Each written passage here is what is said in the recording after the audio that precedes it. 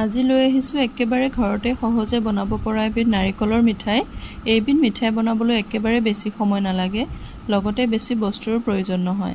মইনো কেনেকৈ বনালোঁ চাওঁ আহক। পোনপ্ৰথমে মোৰ ইউটিউব পৰিয়ালক সকলোলৈ নমস্কাৰ জনাইছোঁ। ভিডিঅ'টি যদি ভাল লাগিল জনাবলৈ নাপাহৰিব। এতিয়া আহোঁ ভিডিঅ'টিৰ মাজলৈ। দেখিবলৈ যিমানেই ধুনীয়া হয়, খাবলৈও সিমানেই ধুনীয়া। বৰ কম বস্তুৰে সৈতে বনাব পৰা যায়। সকলোৱে এবাৰ ট্ৰাই কৰি চাব।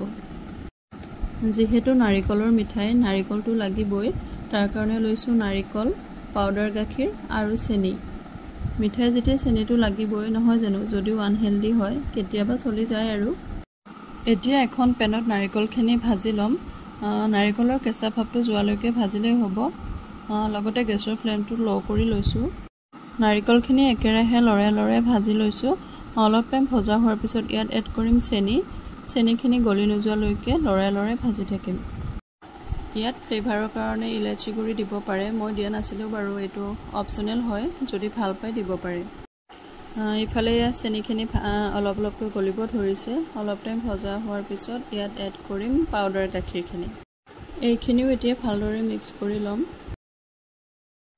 একেৰাহে লৰাই থাকিব লাগিব, নহ'লে জ্বলি যাব পাৰে। এইখিনি ভালদৰে মিক্স কৰি হোৱাৰ পিছত ইয়াত দিম সামান্য পৰিমাণৰ গাখীৰ।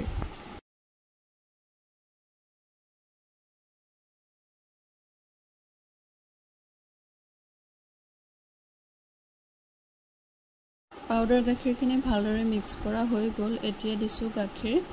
গাখীৰ বৰ বেছি প্ৰয়োজন নহয়। গাখীৰখিনি ভালদৰে মিক্স কৰি এতিয়া অলপ টাইম লৰাই লৰাই ভাজি থাকিব লাগিব।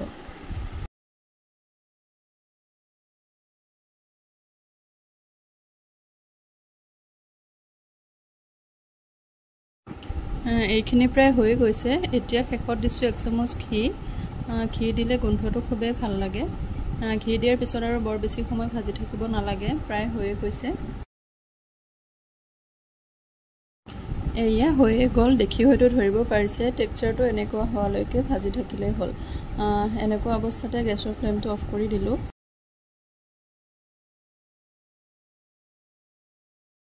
এতিয়া এটা কণ্টেইনাৰ লৈছোঁ। কণ্টেইনাৰটোত ভাজি ৰখা মিশ্ৰণখিনি ইয়াতে দি ভালদৰে ঠাণ্ডা হ'বলৈ ৰাখি দিম।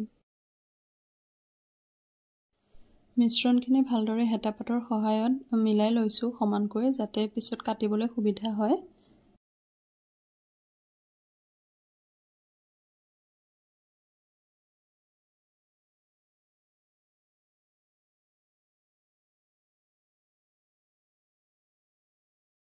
ভালদৰে মিলাই লোৱাৰ পিছত একেবাৰে শেষত এতিয়া দি দিছোঁ অলপ কাটি লোৱা আলমণ্ড। এইটো নিদিলেও কথা নাই বাৰু, দেখাত ভাল হ'বৰ কাৰণে দিছোঁ।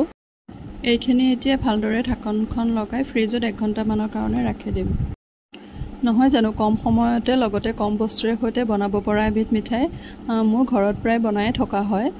আজি ভাবিলোঁ ভিডিঅ'টি আপোনালোকলৈ বুলিও আগবঢ়াওঁ। এয়া 1 ঘণ্টামানৰ পিছত ফ্ৰিজৰ পৰা উলিয়াই আনিলোঁ। এতিয়া এখন ছুৰীৰ সহায়ত ভালদৰে কাটি ল'ম। যেনেকুৱা শ্বেপত মন যায় তেনেকৈ কাটিব পাৰে। মই এনেকৈ 4-চুকীয়া শ্বেপতে কাটিছোঁ বাৰু।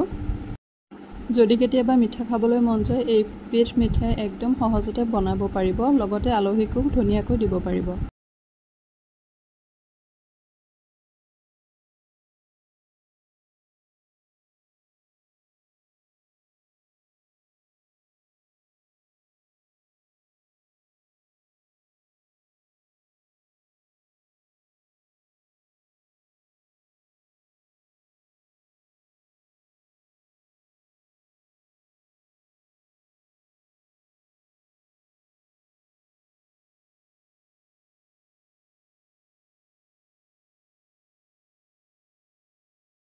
যদি ভিডিঅ'টি চাই ভাল লাগিলে জনাবলৈ নাপাহৰিব আৰু লগতে মোৰ চেনেলটো ছাবস্ক্ৰাইব কৰি দিব।